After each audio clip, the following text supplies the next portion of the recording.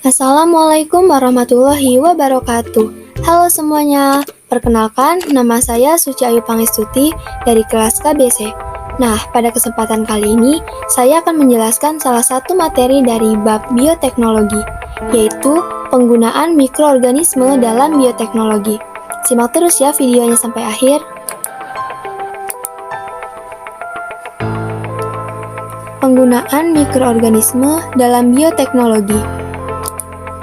Bioteknologi merupakan cabang ilmu biologi yang mempelajari penggunaan organisme, sistem, atau proses biologi untuk menghasilkan produk berupa barang atau jasa yang berguna untuk meningkatkan kesejahteraan manusia.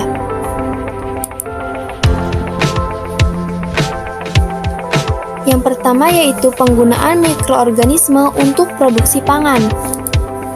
Mikroorganisme juga dimanfaatkan sebagai penghasil bahan pangan yang berprotein tinggi atau dikenal sebagai protein sel tunggal, bisa disingkat sebagai PST.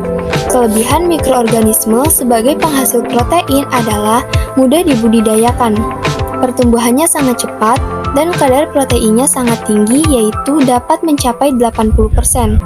Bandingkan dengan protein pada biji kedelai yang kadarnya sekitar 45%. Contoh organisme penghasil PST adalah ganggang, chlorella, dan spirulina.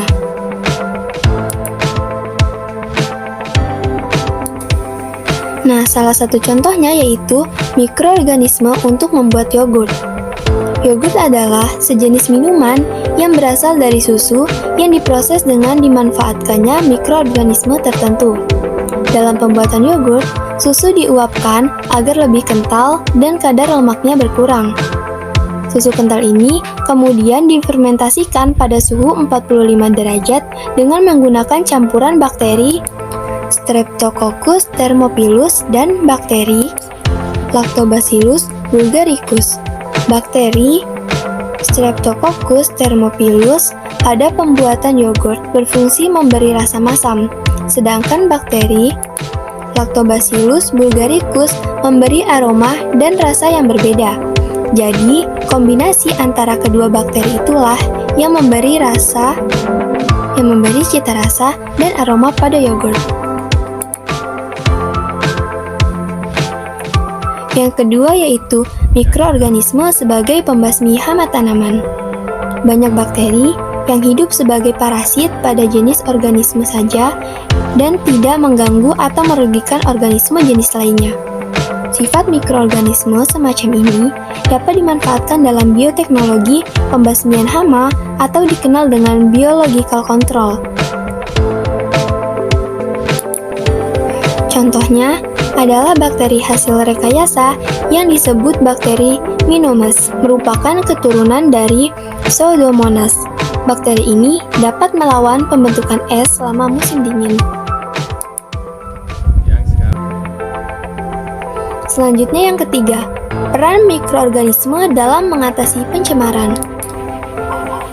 Salah satu dampak dari peledakan jumlah penduduk dan perkembangan teknologi adalah pencemaran terhadap lingkungan. Sebenarnya, pada batas-batas tertentu, lingkungan sekitar kita masih mampu membersihkan dirinya dari segala macam zat pencemar. Namun, kalau jumlahnya sudah melebihi kemampuan lingkungan, maka untuk mengatasinya memerlukan keterlibatan manusia.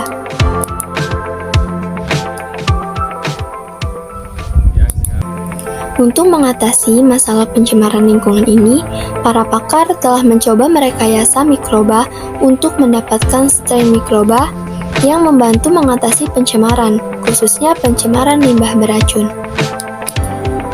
Apabila konsentrasinya berada di atas ambang batas, maka akan mengancam kelangsungan organisme yang lain. Yang dikembangkan saat ini antara lain penanganan limbah oleh mikroorganisme yang mampu menghasilkan gas hidrogen. Mikroba tersebut adalah Clostridium buthyrium. Dalam hal ini, bakteri akan mencerna dan menguraikan gula serta menghasilkan gas hidrogen. Gas ini dapat digunakan sebagai bahan bakar yang tidak menimbulkan polusi.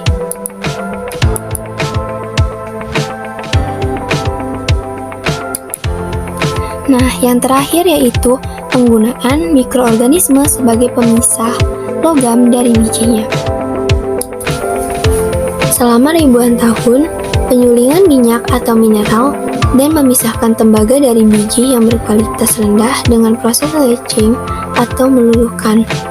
Pada tahun 1957, berhasil dikembangkan teknik pemisahan tembaga dari bijinya dengan menggunakan jasa bakteri.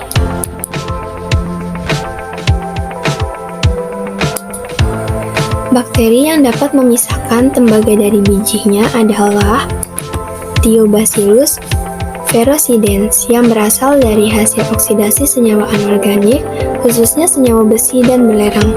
Bakteri ini termasuk jenis bakteri Hemolithoprop atau bakteri pemakan batuan.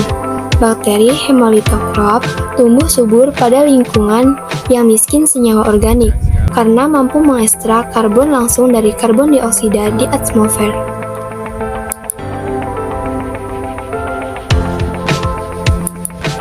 Nah, proses pemisahan tembaga dari bijinya berlangsung sebagai berikut. Yang pertama, bakteri Thiobacillus ferrosidens mengoksidasi senyawa besi belerang atau besi sulfida di sekelilingnya. Proses ini membebaskan sejumlah energi yang digunakan untuk membentuk senyawa yang diperlukannya. Selain energi, proses oksidasi tersebut juga menghasilkan senyawa asam sulfat dan besi sulfat yang dapat menyerang batuan di sekitarnya serta melepaskan logam tembaga dari bijinya. Jadi, aktivitas Thiobacillus ferrosidens akan mengubah tembaga sulfida yang tidak larut dalam air menjadi tembaga sulfat yang larut dalam air. Selanjutnya yang kedua yaitu pada saat air mengalir melalui bebatuan, senyawa tembaga sulfat atau CuSO4 akan ikut terbawa dan lambat laun terkumpul pada kolam berwarna biru cemerlang.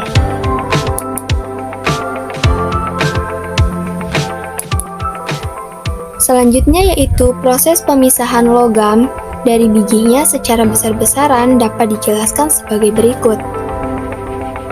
Yang pertama, bakteri ini secara alami terdapat di dalam larutan peluluh. Penambang tembaga akan menggerus batu pengikat logam atau tembaga dan akan menyimpannya ke dalam lubang tempat buangan. Kemudian, mereka menuangkan larutan asam sulfat ke tempat buangan tersebut. Saat larutan peluluh mengalir melalui dasar tempat buangan, larutan peluluh akan mengandung tembaga sulfat.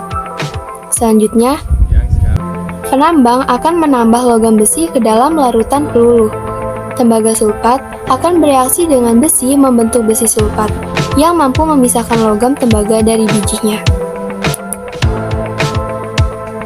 Selanjutnya yang kedua yaitu, di sini disajikan reaksi yaitu CuSO4 ditambah 2Fe+ ditambah H2SO4 menghasilkan 2FeSO4 ditambah Cu+ ditambah 2H+.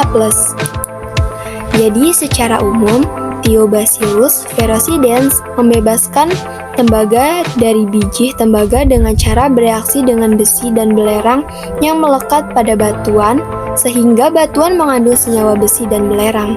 Misalnya FeS2. Saat larutan peluluh mengalir melalui batu pengikat biji, bakteri mengoksidasi ion Fe2+ dan mengubahnya menjadi Fe3+.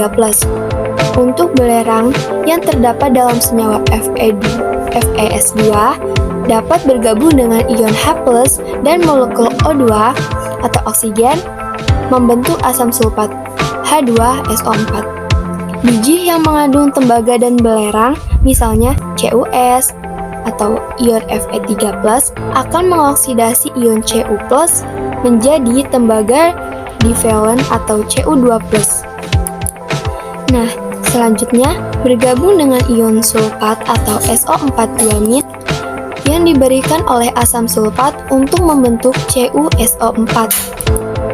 Dengan cara tersebut, bakteri tersebut mampu menghasilkan tembaga kelas tinggi. Selain itu, bakteri pencuci seperti Lactobacillus juga dapat digunakan untuk memperoleh logam berkualitas tinggi seperti emas, gallium, mangan, kadmium, nikel, dan uranium.